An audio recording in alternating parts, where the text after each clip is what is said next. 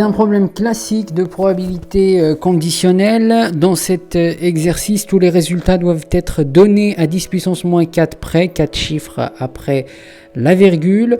L'énoncé est le suivant: une maladie touche 0,2% d'une population. Un laboratoire propose un test afin de dépister cette maladie et des expériences ont montré les résultats suivants. Lorsque un individu est atteint par la maladie, le test est positif dans 95% des cas, et lorsqu'un individu est sain, le test est positif dans 2% des cas. On parle alors ici de faux positifs. On choisit un individu au hasard dans la population et on considère les événements suivants. M, l'individu est atteint par la maladie, et T, le test est positif. On note respectivement les événements contraires des événements M et T avec une barre au-dessus. Alors maintenant, les questions qui suivent. D'abord, interpréter les données de l'énoncé à l'aide de probabilités. Recopier, compléter l'arbre de probabilité, enfin construire l'arbre de probabilité directement. Et puis calculer la probabilité de l'événement. L'individu est atteint par la maladie et le test est positif. Justifier que la probabilité de l'événement T est environ égale à 0,0219. Calculer la probabilité que l'individu soit atteint sachant de la maladie, sachant que le test est positif. Et que pensez-vous de la fiabilité de ce test? Concernant les données de l'énoncé, alors les données qui sont qu'on peut lire ici, par exemple 0,2%. 0,2%, c'est la proportion de la maladie dans la population. Donc on considère l'événement M comme il est noté dans l'énoncé. L'individu est atteint de la maladie, donc c'est la probabilité de l'événement M qui est égale à 0,2%. Il y a une autre information ici, 95% des cas, le test est positif si la personne est atteinte de la maladie. Donc ici, c'est une probabilité conditionnelle, donc la personne est atteinte de la maladie, le test est positif.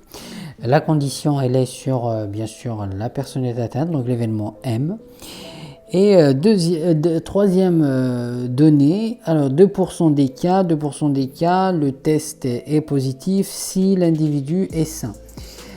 Ça c'est donc pour les faux positifs, donc c'est la probabilité conditionnelle P de T sachant M bar.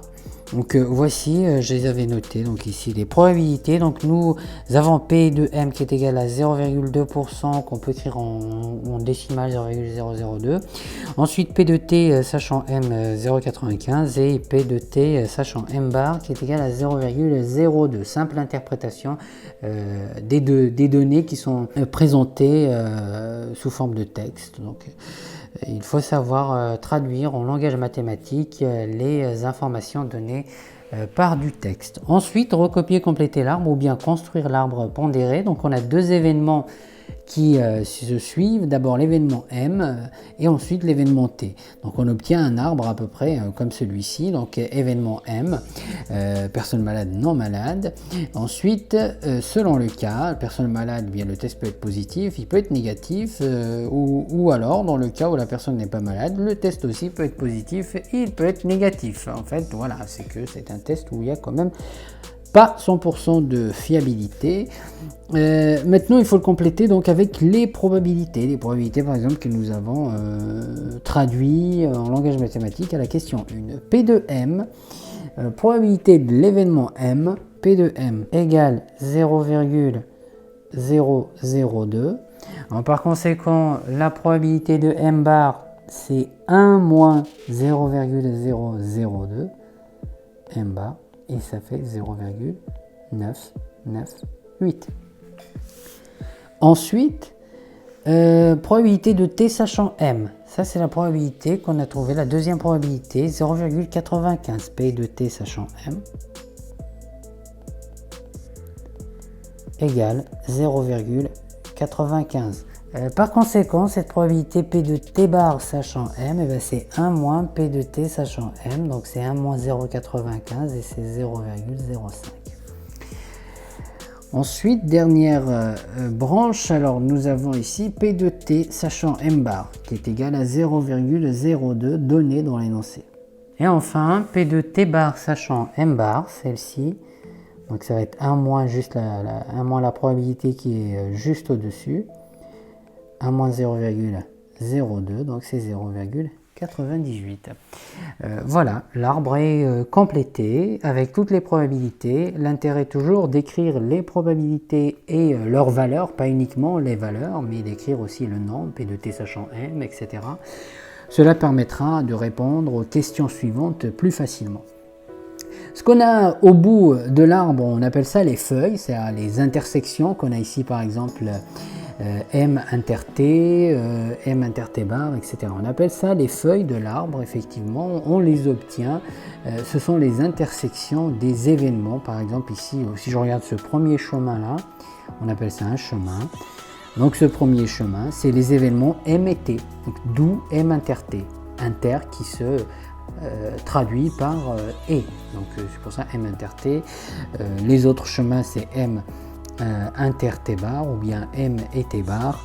Ensuite M bar et T ou M bar inter T, et enfin M bar et T bar ou M bar inter T bar. Voilà. Ces informations aussi seront utiles après pour les calculs de probabilité.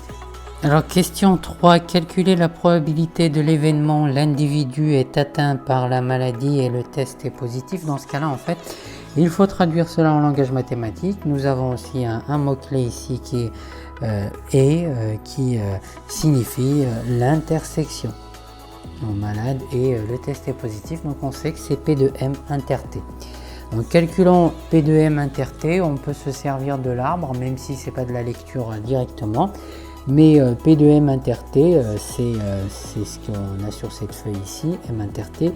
Et nous avons aussi le chemin qui mène à cette feuille. On sait que la probabilité sur une feuille de l'arbre, c'est égal au produit des probabilités du chemin qui mène à cette feuille. Donc si on veut calculer P de M inter T, P de M inter T égale P de M multiplié par P de T sachant M.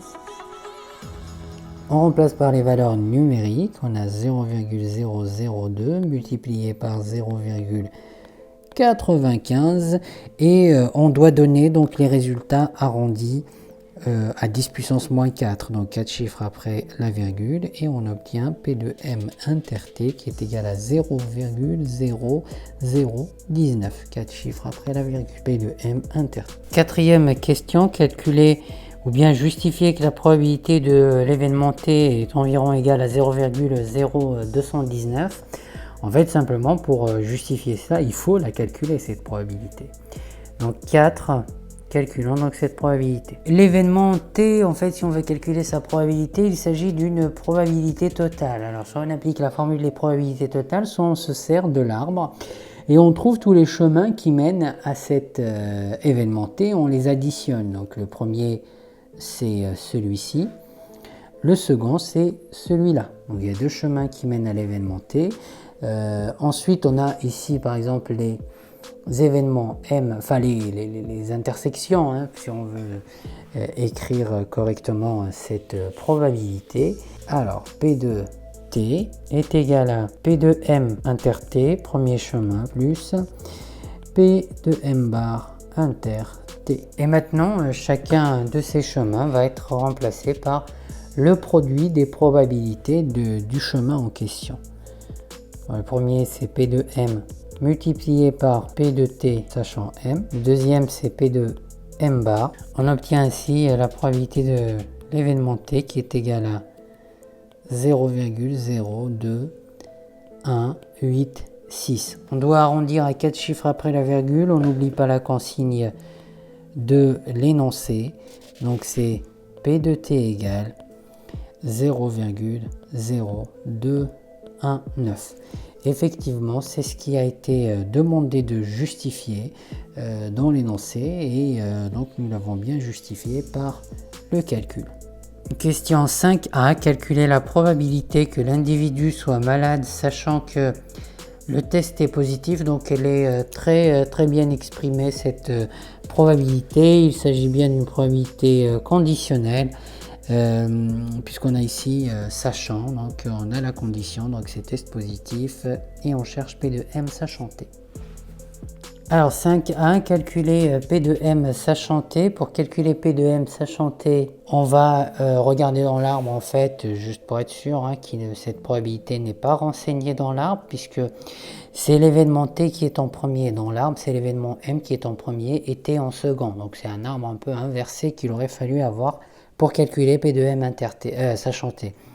Donc on va utiliser la formule des probabilités conditionnelles ici, P de M sachant T est égal à P de M inter T sur P de T. P de M inter T, alors c'est, je remets juste l'arbre ici, c'est le premier chemin M inter T, donc ça va être le produit de toutes les probabilités du premier chemin, 0,002 multiplié par 0,95. On va le détailler, mais on l'a déjà calculé, P de M inter T à la question 3. C'est 0,0019, inutile donc de le calculer une deuxième fois, 0,0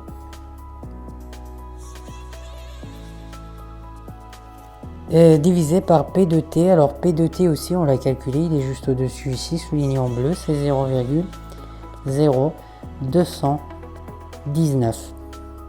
Alors si on calcule cela, ça donne 0, on arrondit à 4 chiffres après la virgule et ça fait 0,0868. Donc P de M sachant T est égal à 0,0868. Dernière question de l'énoncé 5B. Que pensez-vous de la fiabilité du test? Alors on va utiliser la dernière probabilité pour répondre à cette question. La dernière probabilité calculée, c'est P de M sachant T. On peut déduire par les probabilités donc, qui sont complémentaires à 1, les probabilités P de M bar sachant T qui est égal à 1 moins 0,0868 et on obtient 0,9132.